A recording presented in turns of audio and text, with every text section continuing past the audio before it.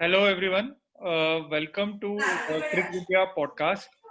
आज हम बात करेंगे एमसीजी टेस्ट के बारे में, जो बॉक्सिंग डे टेस्ट, उसको थोड़ा सा रिव्यू करेंगे।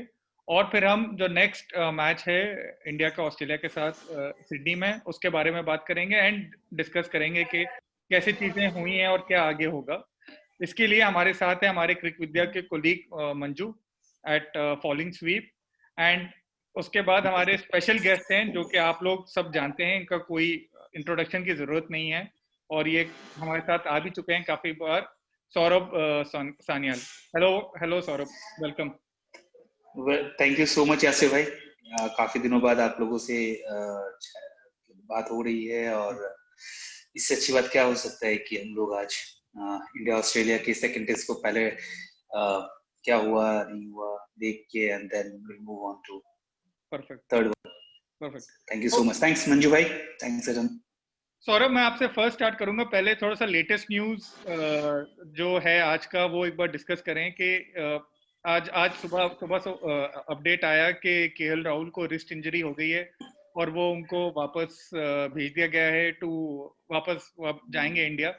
तो आपको क्या लगता है, इसका क्या इम्पैक्ट है और कहीं क्या केएल राहुल को कहीं अपॉर्चुनिटी थी इंडिया के प्लेइंग 11 में?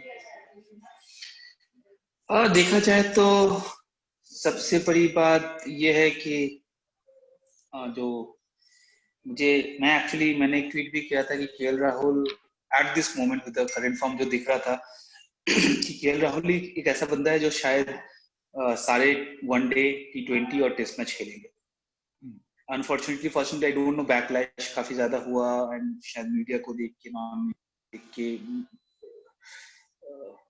केएल को चांस नहीं मिला। ऐसे लॉस तो कुछ नहीं कहेंगे बिकॉज आई थिंक हमारे पास अभी बैकअप है। रोहित शर्मा है और फिर मयंक है, फिर पृथ्वी है। सो हमारे पास अभी है, बाकी एक ही टेस्ट और बचा है थर्ड के बाद। तो मुझे नहीं लगता कि बैटिंग पॉइंट ऑफ व्यू में कोई प्रॉब्लम है बिकॉज मयंक ऑलरेडी कर्नाटका के लिए नंबर 4 भी खेल चुके हैं। तो और जहां तक मैं कुछ न्यूज पढ़ रहा था या देख रहा था कि उसमें बोल रहे थे कि मयंक को नंबर 4 या 5 पे भेजा जाना चाहिए बिकॉज उनके कुछ स्टैंड के साथ अभी इशू आ रहा है।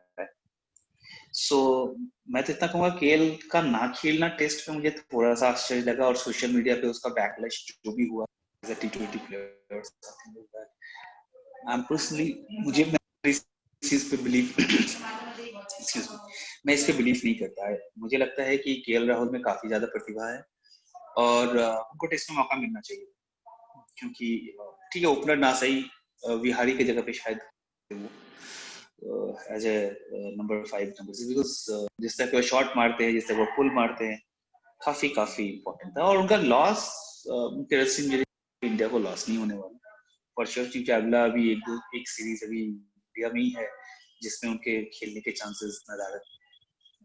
आपका बहुत वैलिड पॉइंट है सौरभ, क्योंकि मुझे याद है कि उन्होंने बीच जब शुरुआत किया था ऑस्ट्रेलिया में तो मिडिल ऑर्डर में खेला था और उसके बाद फिर वो ऊपर शिफ्ट हुए थे, फिर जहाँ पे उनकी एक सेंचुरी हुई थी। तो वो केएल राहुल के साथ हमेशा ये एक है कि वो ऑलराउंड एबिलिटी जिनकी है उससे हम सब इम्प्रेस्ड रहते हैं।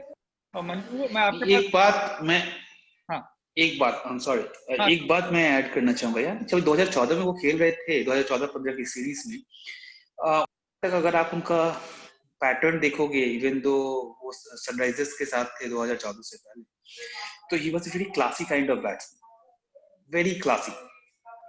वो 2014 के बाद जब वो आरसीबी शिफ्ट हुए हैं वो क्लासी से फ्लैशी हो गए। तो शायद वो लोग देख के ना माइंडसेट चेंज हो गया। जैसे हम लोग क्या कहते हैं कि पुजारा को मौका ही नहीं मिलना चाहिए टेस्ट मैच में आज, और सेम जो आज के दिन में लोग ये बोलते हैं कि केएल को मौका नहीं मिलना चाहिए या फिर बोलते हैं कि पुजारा को टेस्ट में मौका नहीं मिलना चाहिए क्योंकि उनका स्ट्राइक रेट कम है। वो बोलते हैं कि केएल को टेस्ट में इसलिए नहीं मौका मिलना चाहिए क्योंकि उनका स्ट्राइक रेट हाई है, इनडायरेक्टली। तो क्वेश्चन ये है कि हम सोशल मीडिया के दम पे नहीं चल सकते। हमें चलना होगा ये देख के कि कौन सा प्लेयर, कहते हैं ना हॉर्सेस फॉर हॉर्सेस वाला कंडीशन, कौन सा बंदा कहाँ कैसे खेल सकता है। अगर आप न्यूजीलैंड में फ्लॉप हुए डजंट मीन कि आप ऑस्ट्रेलिया में फ्लॉप हो। केएल का खेलना चाहिए था बट उनका कोई जाना कोई लॉस नहीं। फिर फिर मंजू, मैं आपकी तरफ अगर आता हूं तो दूसरी तरफ हमें आज न्यूज आई है कि मोस्ट जो ऐसा लग रहा है कि विल पुकोस्की जो कि कंकशन से रिकवर कर रहे थे वो मोस्ट प्रोबेबली खेलेंगे। और वार्नर ने भी स्टेटमेंट्स दिए हैं और नेट्स में भी जो फीडबैक आ रहा है कि वार्नर मोस्ट प्रोबेबली खेलेंगे। तो आपको क्या लग रहा है कि अभी ऑस्ट्रेलिया का प्लेइंग 11 किस तरह से इवॉल्व होगा सिडनी टेस्ट के लिए? दुर्भाग्य से जो बर्न्स को बाहर जाना पड़ेगा, क्योंकि उन्होंने ज्यादा कुछ प्रॉमिस दिखाया नहीं है इतने गेम्स में। और आज जो न्यूज आ रहा है उसमें ये पता लग रहा है कि 1 घंटा अलग से उन्होंने साथ में प्रैक्टिस किया है, वार्नर और पुकोव्स्की। तो लग तो यही रहा है कि ऑस्ट्रेलिया की रणनीति यही रहेगी कि ये दोनों को वो एज एन ओपनर इस्तेमाल करेंगे। तो इसका ये मतलब हो जाता है कि शायद ट्रेविस हेड अपना जगह खो सकते हैं, और उस जगह मैथ्यू वेड, जिनका अच्छा फॉर्म चल रहा है ये सीरीज में, उनको वो 5 या 6 पे बरकरार रखेंगे। Right, right. एंड बाकी टीम तो मोरलेस सेटल्ड है, तो वो तो फिर आपका वही रहेगा एसेंशियली। इस जगह मैं बोलना चाहूंगा इस पॉइंट पे, मुझे भाई आपने बोला कि मैट वेट को खेलना चाहिए एंड हेड को तो आउट होना चाहिए, मतलब हो सकते हैं, चांसेस हैं। मेरे हिसाब से टीम मेरे हिसाब से हेड ने रन नहीं बनाया, लेकिन जिस तरह से उन्होंने अश्विन को टैकल किया, जिस तरह से उन्होंने जो टाइम स्पेंड किया, आई वुड से दैट कि शायद वेट के लिए उस मौके पे उस नंबर पे आके खेलना मुश्किल होगा। तो मेरे हिसाब से अगर वेट अच्छा कर रहे हैं, he has done really good, उन्होंने कुछ 30-40 के स्कोर्स भी कंटिन्यूअस बनाए हैं, 50 भी शायद एक मारा है, 40 से 50 स्कोर्स हैं उसके 2-3। तो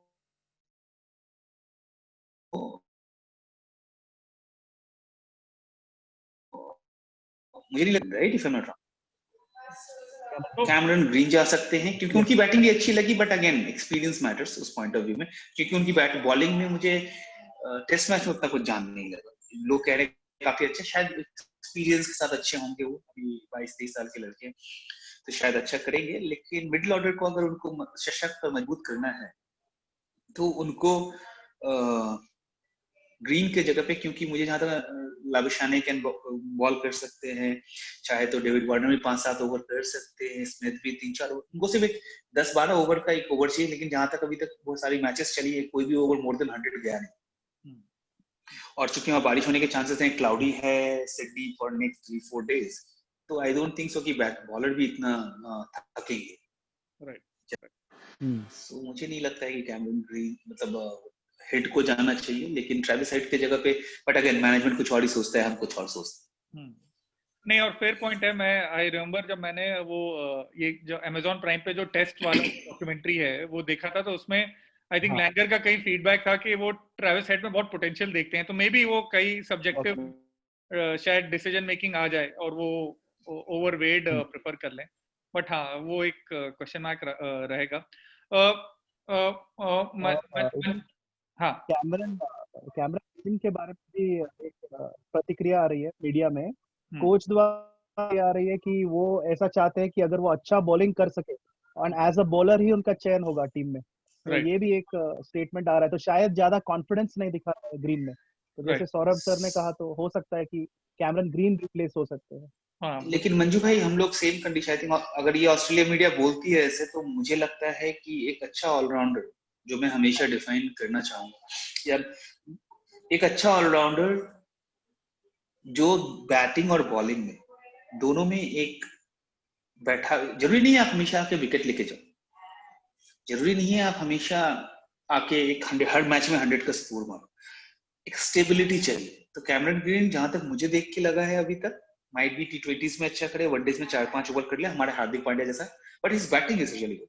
अगर कोई उसको सिर्फ एज ए बॉलर खिलाना चाहता है, तो आई वुड से कि जैसे हम लोगों ने दादा को एक समय एज ए बॉलर लिया था जब जहीर खान चोटिल थे 2006 में, और दादा को हमने टीम में इसलिए लिया था बिकॉज उस समय के जो भी हमारे ज्ञानी सिलेक्टर्स थे, उन्होंने बोला था डालमिया जी के अंदर थे, उन्होंने कहा था कि Dada as a fifth bowler can be very helpful. तो मतलब उनको लाना था, बोल के लाना था, तो सही है, उन्होंने खेला भी अच्छा, दादा ही। बट इस तरह की चीजें नहीं होनी चाहिए कि एक ऑलराउंडर को हम बोलेंगे इज अ बॉलिंग ऑलराउंडर, उनका रिकॉर्ड बोलता है इज अ बैटिंग ऑलराउंडर। तो अब कम ऑन, यहाँ की आके मिस्टर स्टार्क है नहीं, विकेट नहीं निकाल पा रहे उसमें, तो ही इज अ सपोर्टिंग बॉलर, तुमको सपोर्टिंग बॉलर ही रहने दो। नहीं, और बहुत इंटरेस्टिंग इसलिए भी है क्योंकि अभी टॉम मूडी और माइकल हसी दोनों ने ये बोला है कि उनको पोटेंशियली लग रहा है कि बहुत आउटस्टैंडिंग ऑलराउंडर बनेंगे, क्योंकि फर्स्ट क्लास में 50 प्लस का एवरेज है बैटिंग का। हाँ, तो उनका नंबर भी तो उनका उतना ही छोटा है ना, 16 से 20 मैचेस खेले हैं। उस तरह से आप देखो तो स्टोक्स का देख लो, 2007-8 था वो जो इंडिया लीड्स में लॉर्ड्स में कब जीती, 2011 में, राइट? 11-12। 11, हाँ। हाँ, उस समय देखो तो एग्जैक्टली बेन स्टोक्स उसमें लगातार 5-0 पे आउट हुए थे, 5 सिंगल डिजिट्स पे आउट हुए थे ऑस्ट्रेलिया एंड इंडिया वाले सीरीज के बीच में। सभी ने बोला था स्टोक्स फेल हो गए, ये हो गए। After that series Stokes came back very very heavily. तो किसी को भी एक मौका देना चाहिए, किसी को भी टाइम देना चाहिए। आप देख लो एग्जांपल के तौर पे, आप हमारे हमारे रविंद्र जडेजा को देख लो, लोग उसको एक्सेप्ट ही नहीं करते कि वो बॉलर है क्या बोल रहे हो, वो बॉलर ही नहीं है भाई। 50 टेस्ट में 216 विकेट लिया है उन्होंने।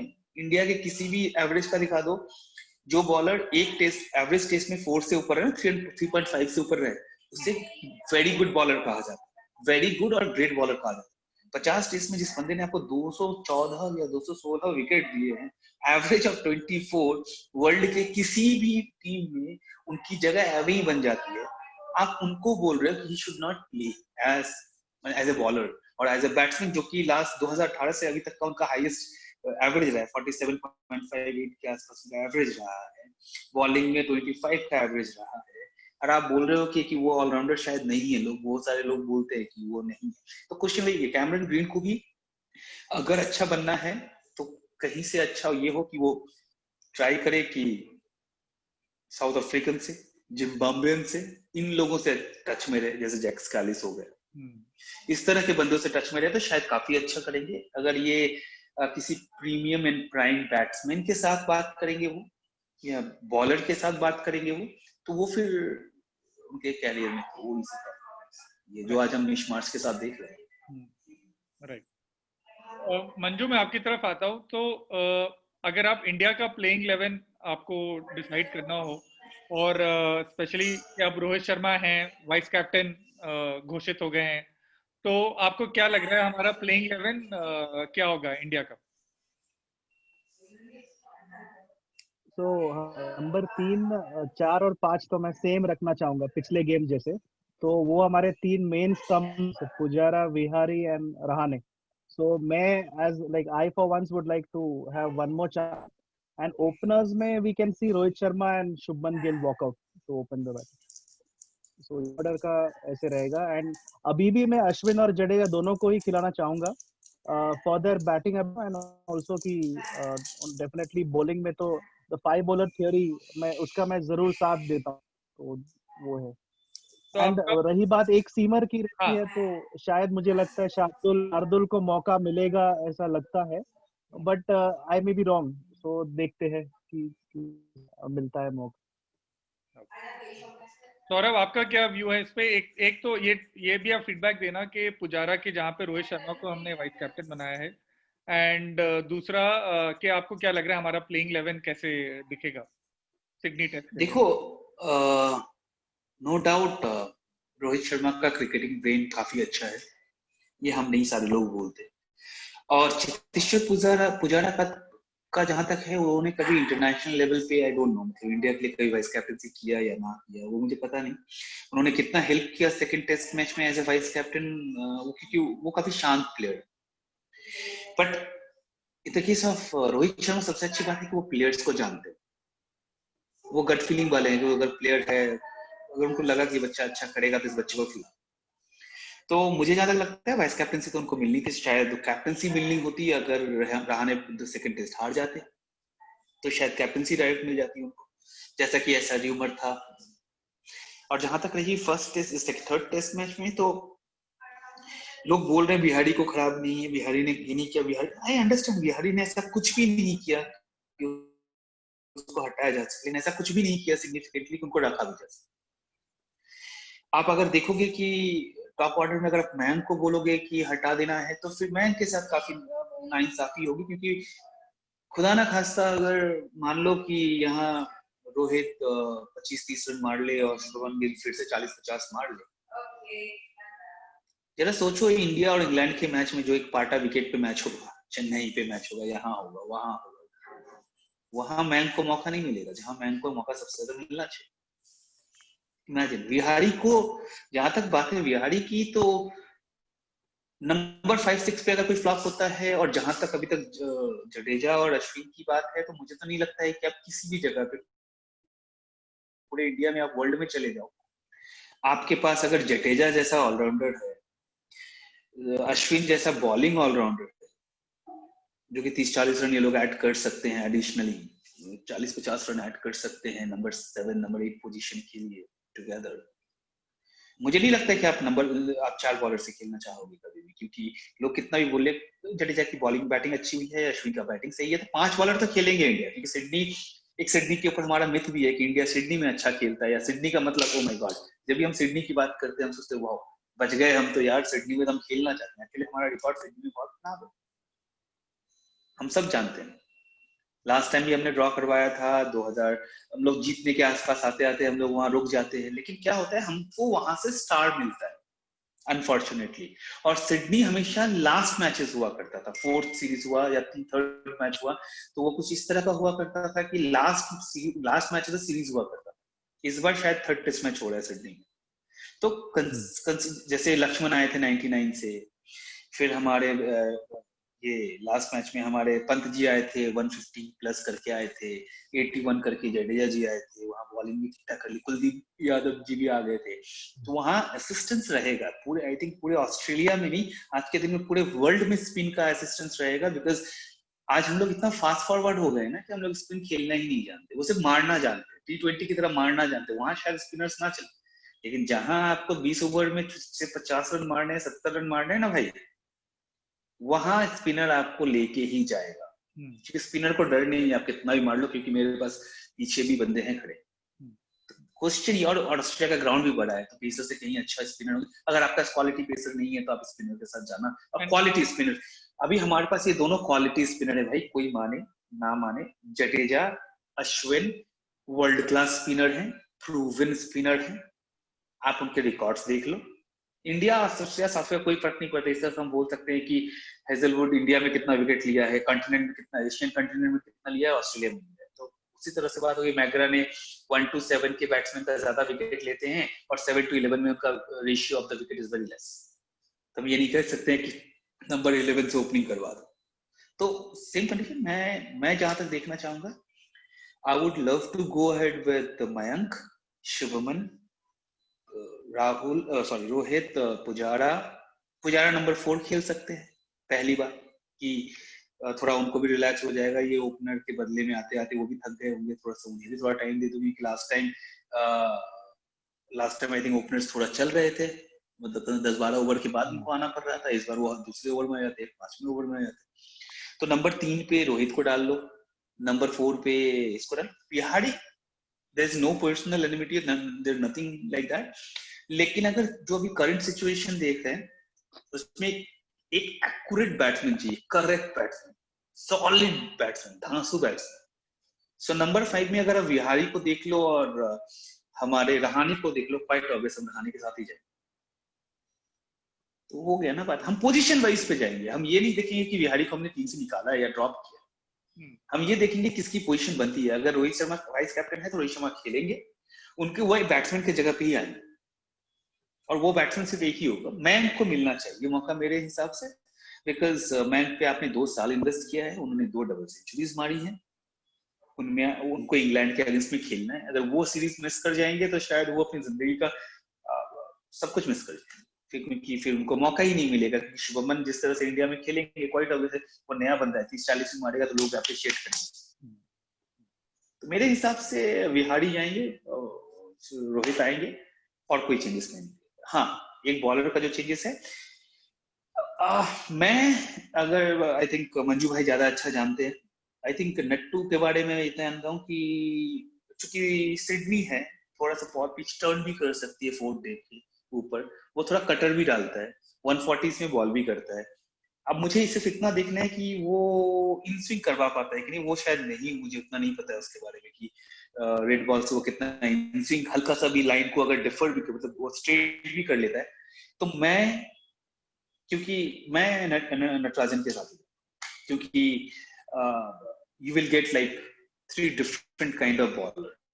पहला हो गया बुमराह, अपने हिसाब से बॉल करते हैं। दूसरा है हमारे swing bowler Siraj, and third होंगे हमारे लाइन लेंथ बॉलर, जो यॉर्कर के साथ शायद वो हमारे टेल अंडर का इशू भी सॉल्व कर दे, क्योंकि मैंने उनका रिकॉर्ड देखा है इंडिया में सम 20 फर्स्ट क्लास मैचेस में उन्होंने 67 विकेट्स लिए हैं। अगर कोई pace bowler specially with Nattu के क्लास में अगर 20 मैचेस में 67 विकेट्स इंडिया में ले सकता है, इसका मतलब है उनके पास कटर्स होगा, उनके पास थोड़ा सा तो सी मूवमेंट होगा, तभी इंडिया में विकेट ले पाए हैं। तो I think I will go. Perfect. ये हमने काफी कुछ हमने सिडनी टेस्ट का डिस्कस कर लिया, और विद द फैक्ट के सारे प्लेयर्स कोविड नेगेटिव आए हैं, तो हमें पता है कि जो भी प्लेयर्स अवेलेबल हैं वो खेलेंगे, और वो जो एक कंट्रोवर्सी हुई थी वो अब हमारे पीछे है। तो वो तो कंट्रोवर्सी कम, प्रेशर ज्यादा है ना ऑस्ट्रेलिया की, जब लगती है ऑस्ट्रेलियंस की ना, तो वो ना आगे देखते हैं ना पीछे देखते हैं, वो तो मतलब हेड बिफोर द विकेट को भी एलबीडब्ल्यू कर देते हैं। उनके ऑस्ट्रेलिया के जो पत्रकार है वो उनके टीम के 12th मैन की भूमिका निभाना बखूबी जानते हैं। तो शायद हमारी मीडिया से भी हम दरखास्त करेंगे कि सिमिलर रोल हमारे पास गोड़िया मजुमदार है ना। हाँ एग्जैक्टली। उसी ने इस बार अच्छा गेम खेला है, बाकी हम लोग कितना भी मजाक करा, बट उन्होंने ही काफी अच्छा किया। बाकी भी आकाश के अकेले टेक ऑन कर लिया है पूरा उनको। हाँ, बिकॉज आकाश के मुंह से भी हमें कुछ नहीं सुनने में आया, हमें संजय मानसिकर का कोई ट्वीट नहीं दिखा, हमें सुनील गावस्कर का कोई बात नहीं आया, हमें अजय जडेजा की तरफ से कुछ नहीं आया, बिकॉज ये लोग ज्यादा प्रेस पे बोलते नहीं है, ट्विटर पे है नहीं ये लोग।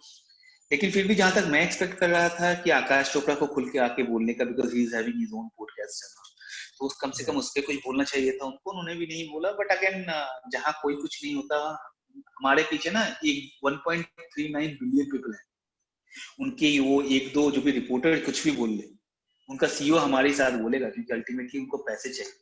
और हमारा गेम अगर नहीं हुआ ना, वो कहते हैं ना धागा खोल के लिए धागा, क्या क्या, क्या था धागा, एमएस धोनी का डायलॉग था उसकी मूवी में, धागा खोल।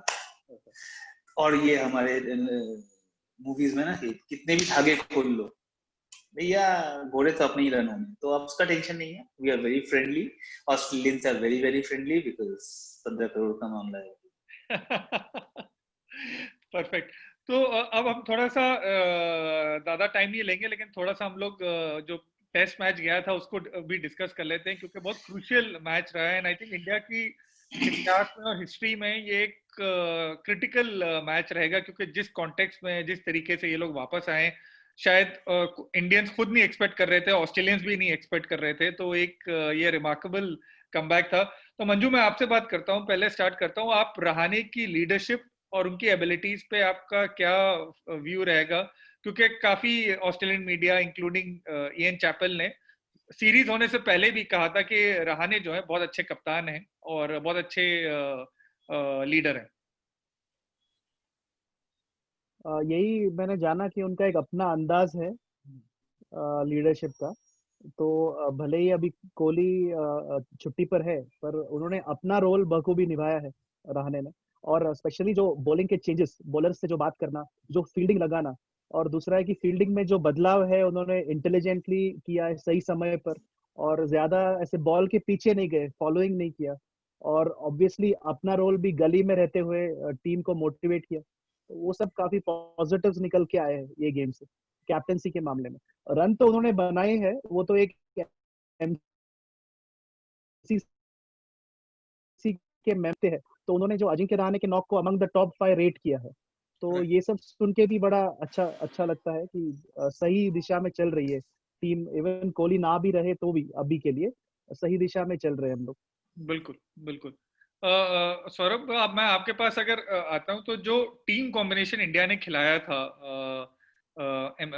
बॉक्सिंग डे टेस्ट मैच के लिए, उसमें कुछ तो फोर्स थे लेकिन कुछ चेंजेस भी किए। तो आपका उस पर क्या फीडबैक व्यू है? उस टाइम पे जब आप मैच देख रहे थे या मैच से पहले आपको क्या लग रहा था, एंड फिर कैसे जो परफॉर्मेंस हुई उसको देख के आपको क्या लगा? देखिए, सबसे पहली बात है कि आई थिंक 2 टेस्ट मैचेस 6.5 दिन में खत्म हुए। 6.5 दिन में 6 दिन इंडिया का था। तो आंसर तो यही मिल गया आपको कि पूरी सीरीज में ही हम आ गए। और रही बात वो 21 ओवर या 31 ओवर की, जब हम लोग 36 पे आउट हुए थे, वो वंस इन अ मिलियन होता है।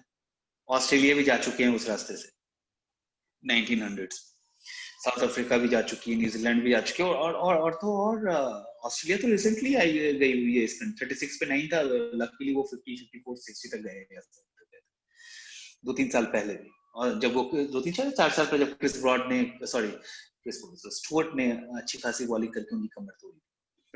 और रही बात रहाणे की कैप्टनसी की, तो मैं यहाँ बोलना चाहूंगा कि रहाणे इज लिटिल लकी कि रोहित शर्मा नहीं थे, वरना रोहित शर्मा को कैप्टनसी मिलती, क्योंकि जहां तक मुझे पता है अजिंक्य रहाणे को हमने पुणे में भी देखा था ऑस्ट्रेलिया के अगेंस्ट में। वो काफी कूल एंड काम हेड के हैं, और कुछ बल्लेबाज ऐसे होते हैं ना, उनको अगर कैप्टनसी दे दो ना तो उनकी बैटिंग ऐसी निखर जाती है। सेम कंडीशन पे आप बात करो उनकी स्ट्रेटेजी पे, तो ये और रोहित आई थिंक दोनों ही एक सर्टेन माइंडसेट से काम करते, कूल एंड काम हेड पे। और ये दोनों ही ना, मतलब बॉलर्स के ऊपर काफी बिलीव करते हैं, जिनको खिलाते हैं उनके ऊपर काफी ट्रस्ट करते हैं। ये ट्रस्ट फैक्टर काफी मायने होता है। कहते हैं ना कि अगर मानो तो भगवान, नहीं तो पत्थर, समथिंग लाइक दैट पीपल से, कि वो ट्रस्ट और आस्था की बात है। सेम कंडीशन, अगर आपने 11 प्लेयर खिलाया है तो आपके पास वही 11 प्लेयर है।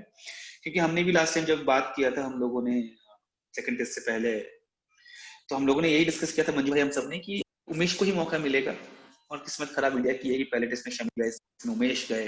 वो भी उमेश तब गए जब उमेश का रियल, जो इंडिया में जिस तरह से बॉलिंग करके वो विकेट लेते थे, पिच अप करके बॉल बैट को करते हुए ऑफ स्टंप निकाल लेना, तो वो उस पॉइंट ऑफ व्यू में देखा जाए तो उनका जस्ट वो था, शायद वो लीड बॉलर बनते हैं तो अच्छा खेलते rather than कि सेकंड फिडल। क्योंकि अगर आपके पास बुमराह और शमी है तो वो सेकंड फिडल ही है, वो फर्स्ट नहीं है, टॉप में के पास निशान रहते हैं, वो खेलते भी। तो मेरे हिसाब से जहां तक कैप्टनसी है और टीम मैनेजमेंट जो जैसा खेला था, मुझे लगा फ्रीडम ज्यादा था, एक सांस लेने का एक जज्बा था, कि जो कोहली में शायद थोड़ा सा मुश्किल होता है लोगों को, because he is such a fighter.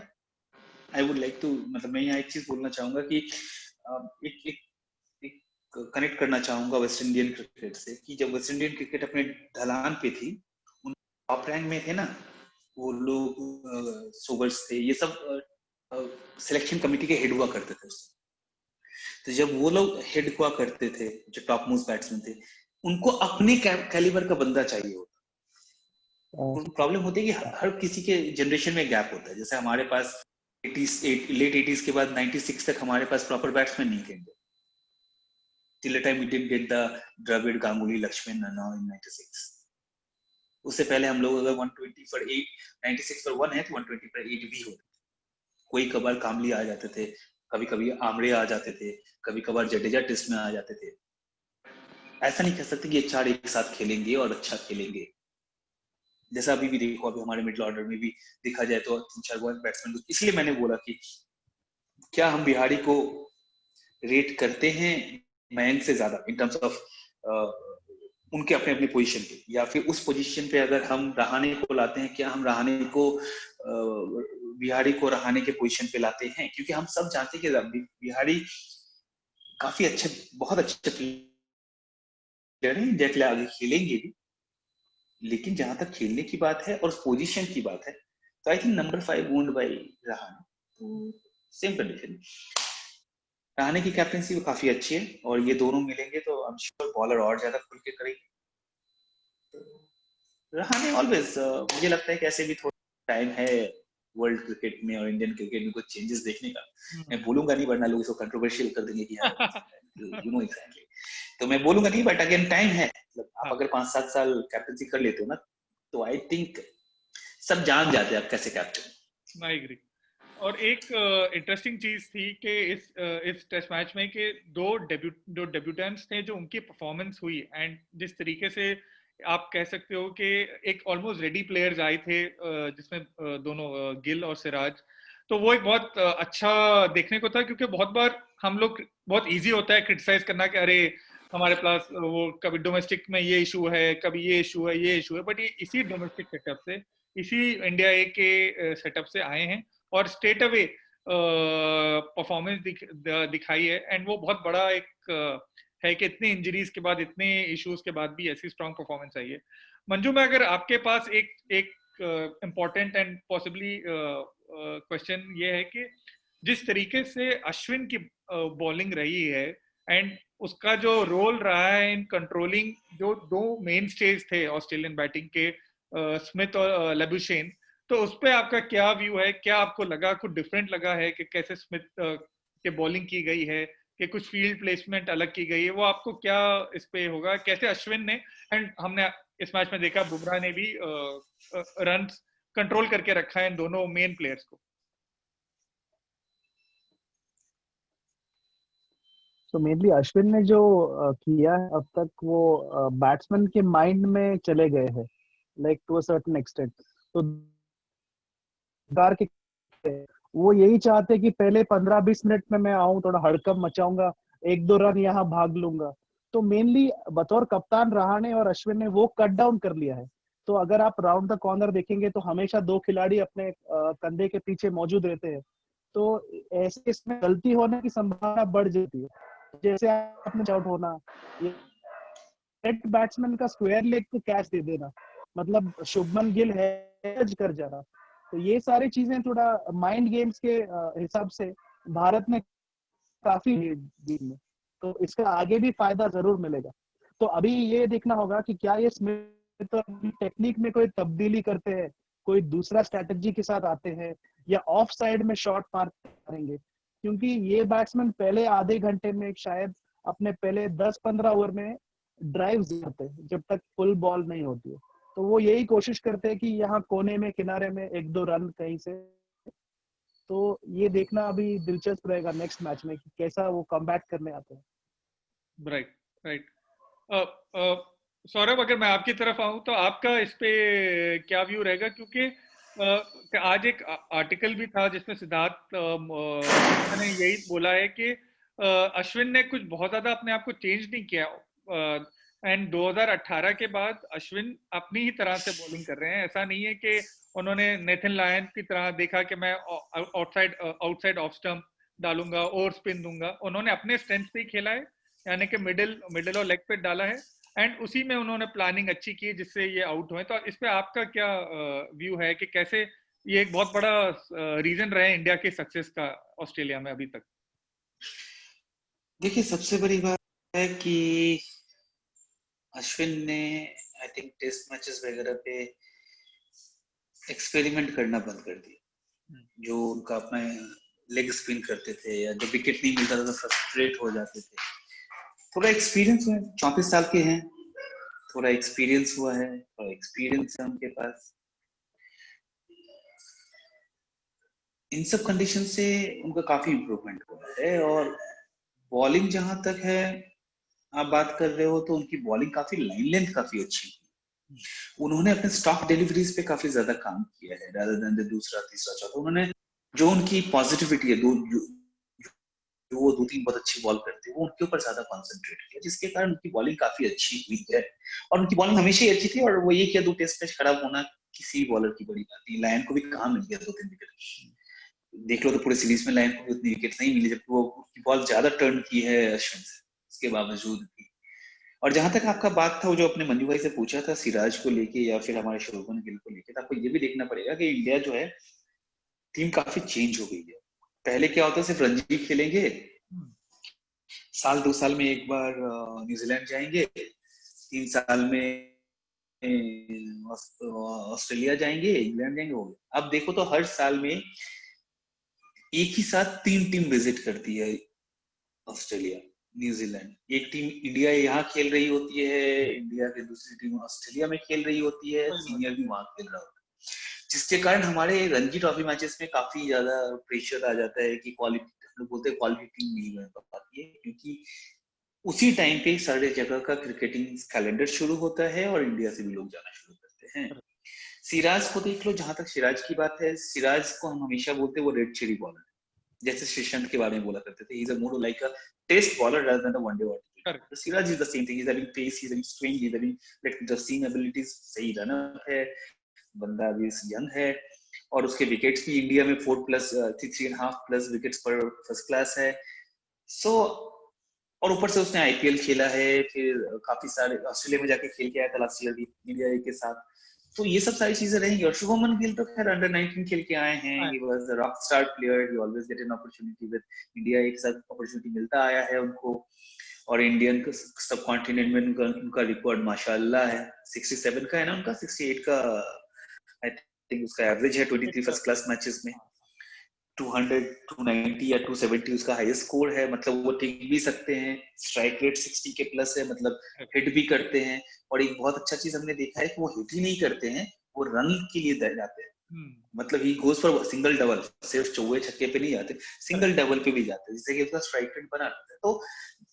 तो ये आईपीएल का भी बेस है, but again test match is different than IPL. लेकिन ये प्लेयर के ऊपर डिपेंड करता है कि आप अपना गियर कब चेंज करते हो, कैसे चेंज. जिसने अपना गियर चेंज करने का मौका मतलब मैनेज कर लिया, वो बंदा तीनों फॉर्मेट खेल. अभी के लिए देखा जाए तो Gill is very good for one day and T20, one day and test.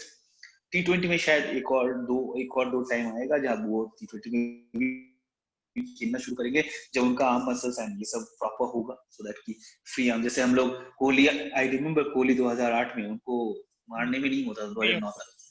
But 11 के बाद देखिए, 11 के बाद he was such a great star. I agree. बहुत बहुत अच्छा पॉइंट है ये. एंड आई थिंक आज हम लोगों ने सबने देखा भी है कि जिस तरीके से केन विलियमसन ने अभी डबल सेंचुरी स्कोर की है, तो जो उनकी कल जो था, उन्होंने 2 गेयर से खेला. फर्स्ट 50 रन बहुत स्लो खेले एंड देन फिर उन्होंने एक्सेलरेट किया. तो आई थिंक वो बहुत इंपॉर्टेंट चीज है किसी भी अच्छे टेस्ट प्लेयर के लिए. सो हम थैंक यू. हमारा एक काफी अच्छा डिस्कशन हुआ. जाने से पहले मैं आप लोगों से एक भविष्यवाणी लूंगा. तो सिडनी टेस्ट शुरू होने वाला है. मंजू, मैं आपसे स्टार्ट करूंगा. विन, विक्ट्री, लॉस या बारिश? ओके, तो हो सकता है कि हम पहले बल्लेबाजी करें तो विक्ट्री हो जाए India. there may be enough time for a result, so I hope for the best. Okay. जहां तक मैंने देखा है अभी बारिश को लेके, बारिश के चांसेस बहुत नेग्लिजिबल हैं अगले 5 दिन तक. जो कि 4-5 दिन तक पहले तो काफी ज्यादा रहने थे. वो परसेप्शन, वो अभी क्या बोलते हैं उसको, बारिश का जो भी होना है, जो भी रेट कहते हैं उसको, वो घट के कुछ 50% हो गया. वो मॉर्निंग में है. मतलब 5 दिन में 3.5 दिन का खेल, तो 3.5-4 दिन का खेल तो होना ही है. शायद उससे कहीं ज्यादा हो जाए, क्योंकि आज के दिन में drainage systems are very good. लेकिन जहां तक आप बोलोगे ड्रॉ, तो आज के दिन में मुझे किसी भी हालत में ना कोई मैचेस, इंडिया ऑस्ट्रेलिया के मैचेस में तो ड्रॉ नहीं होता, क्योंकि यहाँ सारे के सारे T20 प्लेयर्स. तो मुझे वो ड्रॉ नहीं दिखता. देखा जाए तो अगर बिहारी जाके रोहित आते हैं तो बॉल बैटिंग काफी स्ट्रांग हो जाएगी इंडिया की. ज्यादा स्ट्रांग हो जाएगी कि अगर 3 विकेट भी गिर गया तो हमें पता है कि कोई बंदा 200 मार सकता है, क्योंकि इन सबके पास कैलिबर है, प्रूवन बैट्समैन है. एक के पास तो वनडे में 3 डबल सेंचुरी है, और अभी तो सारे लोग बोल रहे हैं ही विल प्ले गुड. तो मेरे हिसाब से देखो, जब मैच ऑस्ट्रेलिया में हो रहा होता है ना, जो अपने घर पे नहीं होता, तो मेरे लिए बोलना बहुत मुश्किल है कि कौन जीतेगा कौन हारेगा. आई होप हमें एक अच्छा क्रिकेट देखने को. परफेक्ट. Thank you Manju. क्योंकि मैं इसमें आंसर नहीं दे पा रहा हूँ, क्योंकि अगर मैं बोल दूं जीत जाएगा हार जाएगा, ये नहीं होता, क्योंकि सिडनी का पिच अभी देखना आई एग्री. उसका बारिश के चक्कर में कहीं अगर मॉइस्चर हो गया तो भी अश्विन मार देगा. 1947 का गेम था, इंडिया 61 for 7 पे मैच ड्रॉ हो गई. तो किस्मत ने तभी साथ दिया हमारा. क्यों भाई, आप भूल गए इंग्लैंड का 2008 का दौरा, इंग्लैंड का 2008 या 2009 का दौरा, जब एक्चुअली धोनी ने 59 बॉल्स पे 19 मारा था. लेकिन किसी को ये भी पता होना चाहिए कि श्रीसंत एक्चुअली उससे पहले वाले ओवर में प्लम्ब था फ्रॉम पनेसर. राइट. जो अंपायर ने दिया नहीं. अंपायर जीते कौन? हमारे स्टीव बकनर, जिसको पूरी इंडिया गाली देती है. बट सॉरी, अभद्र भाषा प्रयोग में लाते हैं उनके अगेंस्ट में, लेकिन उन्होंने उनको आउट नहीं दिया. डीआरएस नहीं था, वो बच गए, क्योंकि उसमें ना 3 फीट के ऊपर जब लोग खेला करते थे, आप आउट दे देते हैं, उसमें नहीं दिया करते. तो वो बकनर साहब थे, और बाकी बारिश आ गई राइट टाइम पे, तो बच गए. तो वही बात है, किस्मत की बात है. कभी ऊंट पार के नीचे, कभी पार उठे. तो इसी सेइंग पे हम लोग ये एपिसोड खत्म करते हैं। एंड प्लीज जो भी हमारे लिसनर्स हैं, हमें ये शायद पहले कहना चाहिए था, बट मैं बाद में कहता हूँ, please subscribe please subscribe to our channel. And हमें देखने के लिए अगर आप क्या मजा आएगा फिर अगर आप नहीं देखोगे हमें। बिल्कुल। और जो ऑडियो के चाहते हैं उनके लिए स्पॉटिफाई की लिंक हम डिस्क्रिप्शन में मुहैया कराएंगे, तो प्लीज स्पॉटिफाई पे सुनिए। बिल्कुल, हम लोग हर जगह हैं, जहाँ जहाँ क्रिकेट प्रेमी है हम हर जगह हैं। Thank you. चलिए।